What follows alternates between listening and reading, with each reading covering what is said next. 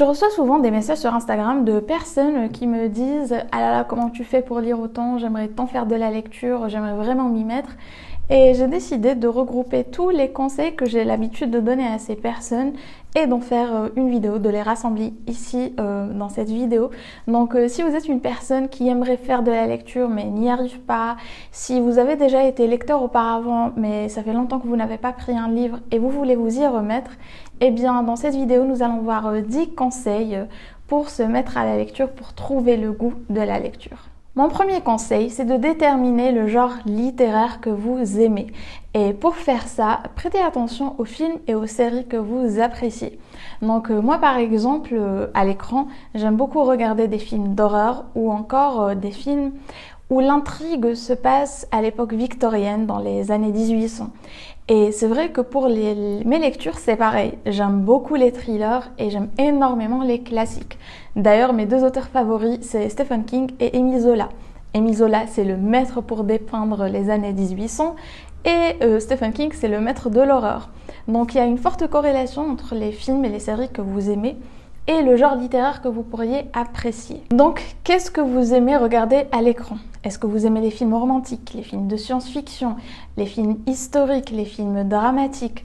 Peu importe ce que vous aimez, vous trouverez toujours l'équivalent en littérature et même beaucoup plus que ça. Donc voilà, ceci vous donnera une idée du genre de roman que vous aimeriez lire.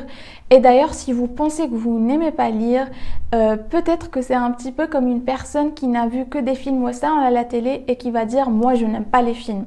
Donc les films c'est vaste, il y en a beaucoup et il pourrait qu'une catégorie ne vous plaise pas, mais il y en a beaucoup d'autres qui pourraient vous plaire et je pense que c'est la même chose avec les livres. S'il y a des livres qui ne vous ont pas plu, des thématiques ou des genres littéraires qui ne vous ont pas plu, ça ne veut pas dire que vous n'aimez pas lire. Ça veut tout simplement dire que vous n'avez pas encore trouvé le bon livre. Après avoir trouvé votre genre littéraire, mon second conseil, c'est de faire vos recherches. Donc, disons que vous avez choisi la science-fiction.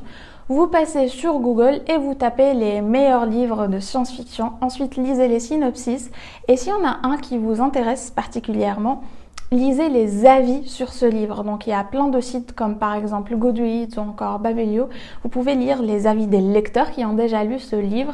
Et s'il y a beaucoup d'avis positifs dessus, ça veut dire qu'il y a de fortes chances qu'il vous plaise. Parce qu'il ne faut pas oublier que les quatrièmes de couverture sont là pour vendre. Et donc il y a des cas où le contenu du livre ne correspond pas vraiment à ce qu'il y a sur sa quatrième de couverture. Donc je vous conseille aussi de vous tenir éloigné des livres où il y a énormément d'avis divergents, c'est-à-dire il y a beaucoup de personnes qui adorent et beaucoup de personnes qui détestent.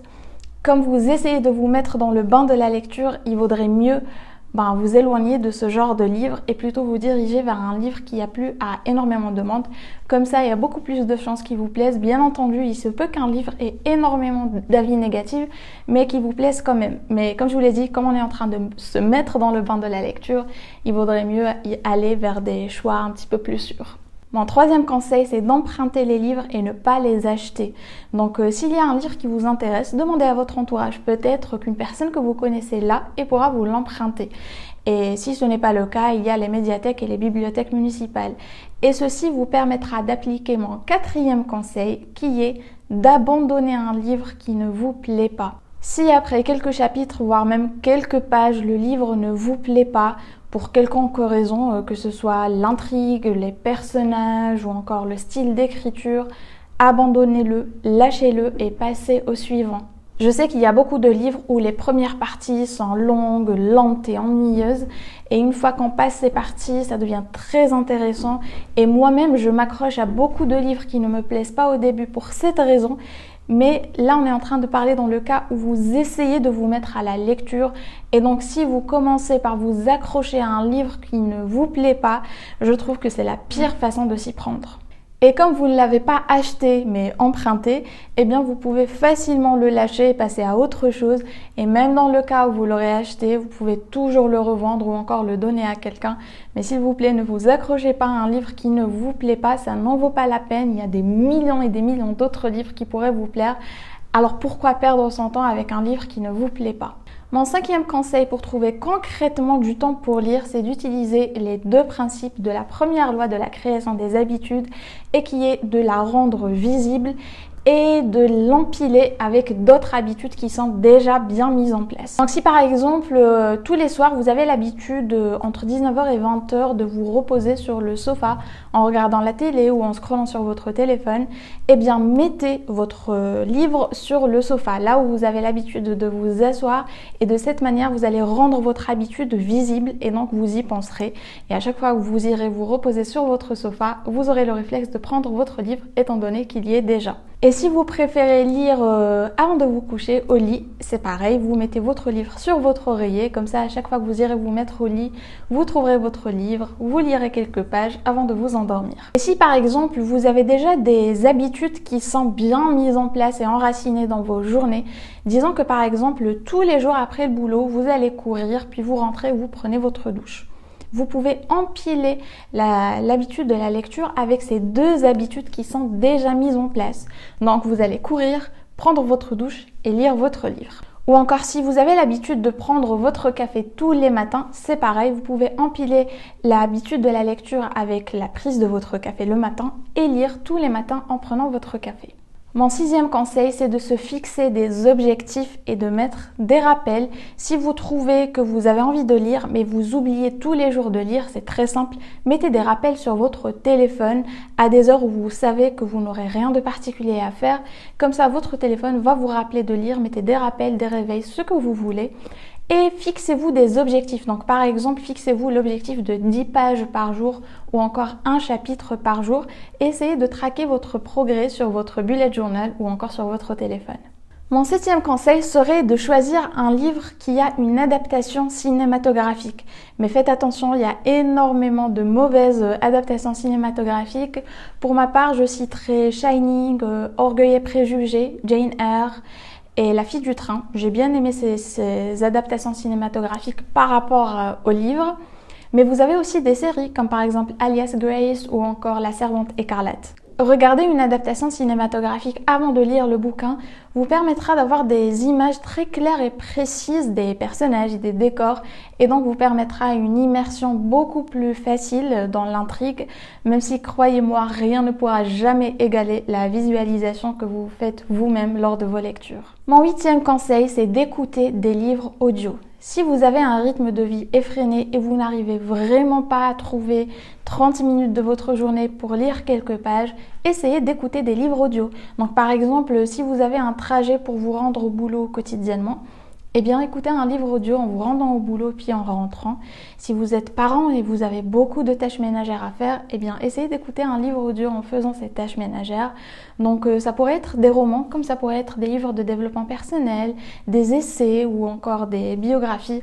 C'est à vous de voir ce qui vous plaît. Mon 9e conseil, c'est de suivre des booktubers ou des book instagrammeurs. Donc si vous ne connaissez pas, c'est tout simplement des personnes qui sont sur YouTube ou sur Instagram et qui font du contenu autour des livres. Car les voir et les écouter parler d'un livre, ça donne énormément envie de prendre son propre bouquin et de lire. D'ailleurs, je vous laisserai mes recommandations en barre d'infos. Et pour citer un exemple, il y a Séverine de la chaîne Il est bien ce livre, qui a du contenu principalement autour des thrillers, des polars, des policiers, etc. Et comme c'est un genre que j'affectionne énormément, j'ai envie de lire presque tous les livres dont elle parle.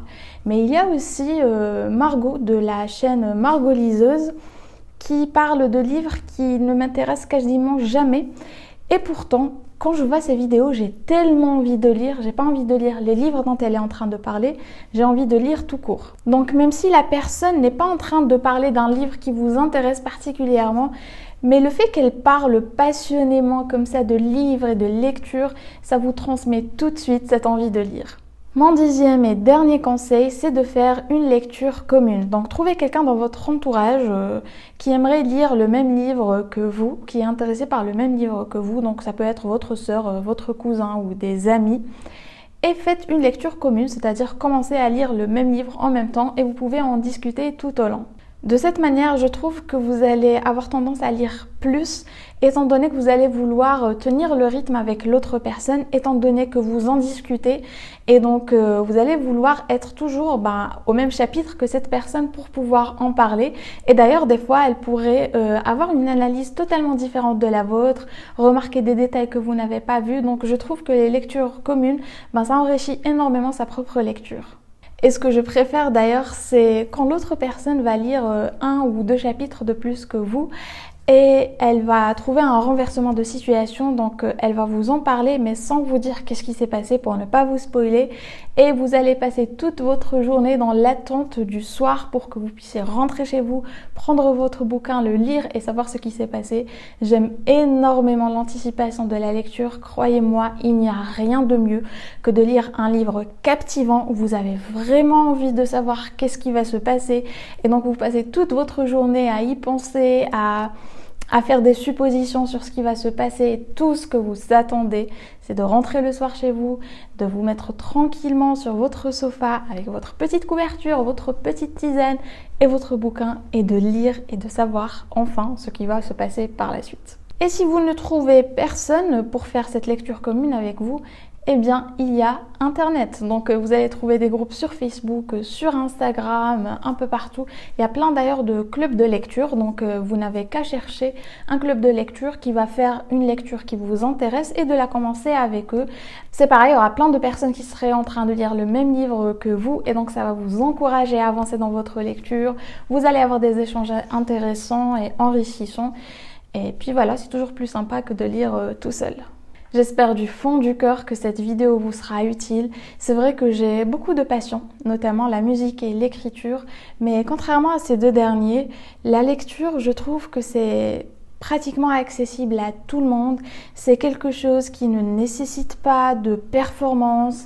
C'est une activité qui n'est pas soumise à des règles ou à des techniques.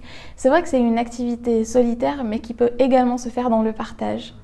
Et je rajouterai un 11e et dernier conseil bonus, et c'est de ne jamais se comparer aux autres. Ce n'est pas parce que quelqu'un d'autre lit 10 livres par mois que vous devez faire la même chose. Ce n'est pas une compétition.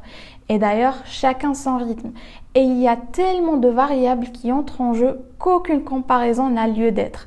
Donc non seulement l'autre personne, c'est une personne différente, elle a un rythme de vie différent, et en plus ça dépend également des livres. Et ce n'est pas une course, il ne s'agit pas de finir votre livre le plus tôt possible, mais plutôt de l'apprécier et de prendre du plaisir. Personnellement, il m'arrive de lire 5 livres par mois, comme il m'arrive de lire la moitié ou le quart d'un livre par mois. Donc ça dépend encore une fois des périodes de ma vie, du rythme de ma vie, et ça dépend aussi des livres. Il y a des livres qui se lisent très vite, comme il y a des livres qui se dégustent et qui se lisent très très lentement. Donc voilà, sur ce, je vais clôturer cette vidéo. N'hésitez pas à me dire dans les commentaires qu'est-ce que vous êtes en train de lire en ce moment, ou quel est le livre que vous envisagez de lire. Et moi, je vous retrouve la semaine prochaine pour une nouvelle vidéo.